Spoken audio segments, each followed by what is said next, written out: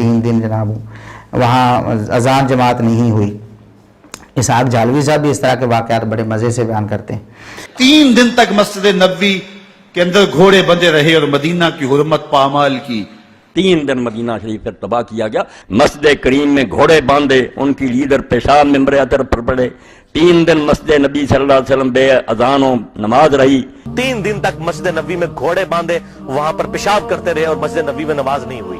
تو وہ جب یہ بیان کرتے ہیں انجینئر مرزا محمد علی صاحب، تو کتنی بڑی خیانت ہے یا کتنی بڑی جہالت ہے ان کی، شرم نہیں آئی ان کو کہ یہ روایت جہاں جہاں بھی موجود ہے اس کا ایک ٹکڑا انہوں نے ہضم کر لیا ہے، کھا پی لیا چپ کر کے، اور دوسرا ٹکڑا جو ہے وہ خاص ایک مقصد کے لیے رافضیوں کو خوش کرنے کے لیے اس کو پیش کر رہے ہیں۔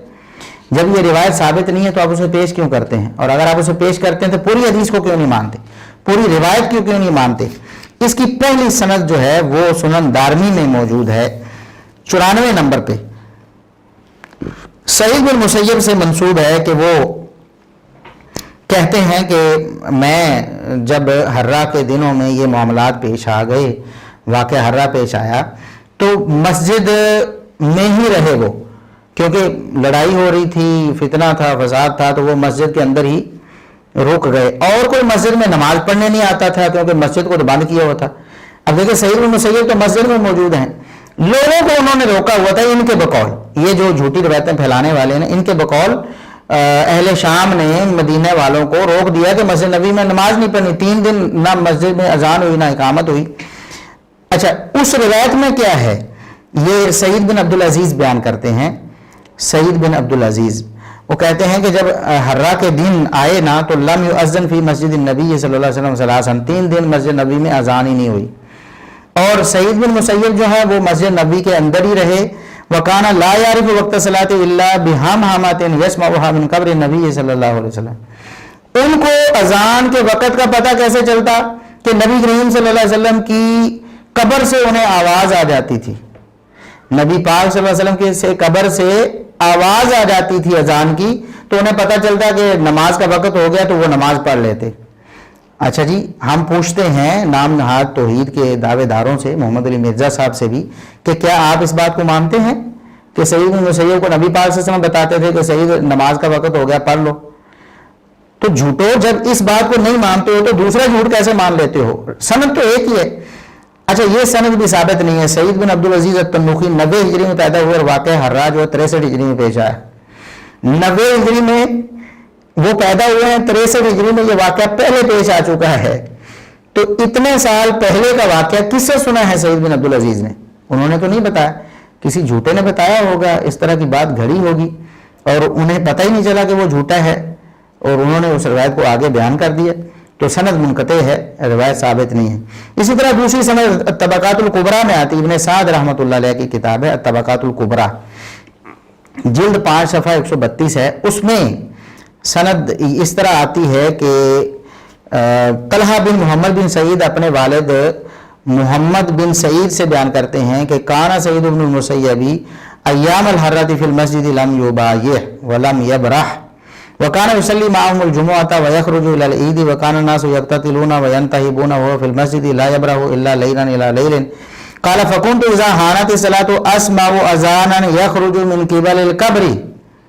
سعید بن مسیب کہتے ہیں کہ جب یہ فتنہ ہوا، لوگ لڑ رہے تھے، میں مسجد کے اندر ہی رہ گیا، تو جب نماز کا وقت ہوتا تو مجھے قبر سے اذان کی آواز آتی تھی، تو یہاں تک کہ لوگ امن میں آ گئے اور دوبارہ نماز اذان اور باجماعت نماز شروع ہو گئی۔ اس سے پہلے تک میں مسجد میں رہا، لوگ نہیں آتے تھے، لیکن مجھے قبر نبوی سے اذان کی آواز آتی تھی۔ یہ بھی جھوٹی روایت ہے، محمد بن عمر واقدی کذاب ہے، محمد بن عمر واقدی کذاب ہے۔ اسی طرح طلحہ اور اس کا والد محمد بن سعید، یہ دونوں جو ہیں وہ مجہول ہیں، ان کی کوئی معتبر توثیق ثابت نہیں ہے۔ صرف امام ابن حبان نے سکار میں ذکر کیا ہے، لیکن ان کا اس طرح توثیق کرنا معتبر نہیں ہے، اہل علم جانتے ہیں۔ یہ بھی جھوٹی روایت ہوئی۔ تیسری روایت اس حوالے سے ہے، وہ بھی طبقات الکبریٰ میں ہے، جلد 5 صفحہ 100، اس میں بھی سعید بن مسیب سے ہی بیان کیا گیا۔ عبد الحمید بن سلیمان ابو حازم سے بیان کرتے ہیں، اور ابو حازم سعید بن مسیب سے بیان کرتے ہیں کہ مجھے وہ دن یاد آتے ہیں، حرہ والی راتیں میں مسجد میں تھا, مسجد میں میرے علاوہ کوئی بھی نہیں تھا. وَإِنَّ أَهْلَ الشَّامِ لَيَدْخُلُونَ زُمَرًا زُمَرًا, اہل شام جو ہے نا وہاں آتے تھے گروہ در گروہ, اور وہ کہتے تھے انظروا إِلَى هَذَا الشَّيْخِ الْمَجْنُونِ, اس پاگل بڈھے کو دیکھو, نعوذ باللہ, کہ یہ ادھر مسجد میں کیا کر رہا ہے. مسجد میں نہ نماز ہوتی نہ جماعت ہوتی, یہ ادھر بیٹھا ہوا کیا کر رہا ہے.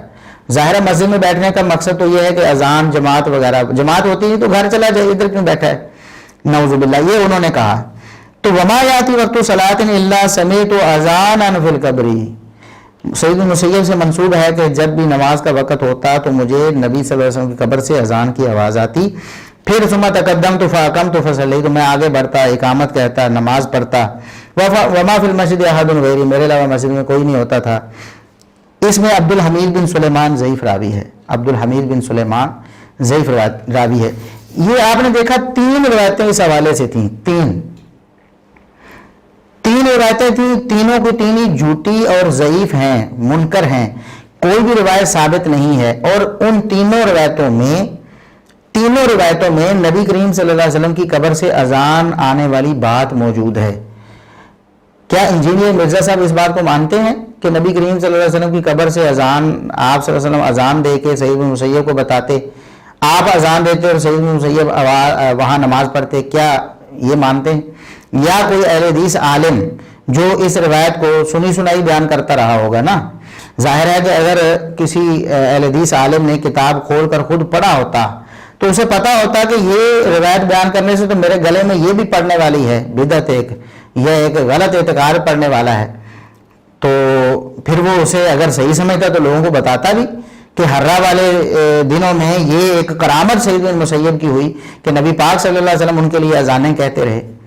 یہ اگر بیان نہیں کیا یا اس کو جھوٹا سمجھا ہے تو دوسرے جھوٹ کو کیوں پھیلایا ہے؟ اس کا مطلب یہ ہے کہ یہ سارا کچھ سنا سنایا تھا.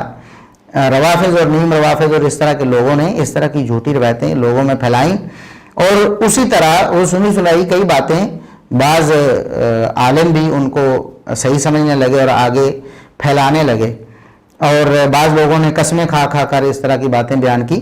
ہمیں یہی حسن ظن ہے کہ ان کو علم نہیں تھا اور انہوں نے سمجھا کہ یہ باتیں بالکل صحیح ہیں, اسی لیے انہوں نے آگے بیان کر دیں. لیکن اب ہمیں امید ہے کہ انشاءاللہ جب حقائق ان کے سامنے آئیں گے تو یہ جو کم از کم 3 جھوٹ ہے نا واقعہ ہررا کے بارے میں, ہم کہتے پہلے بھی ہم بیان کر چکے ہیں. اب ہمارا موقف اور ہمارا مذہب یہ ہے, اور انشاءاللہ ہماری ساری زندگی اس کے لیے وقف ہے.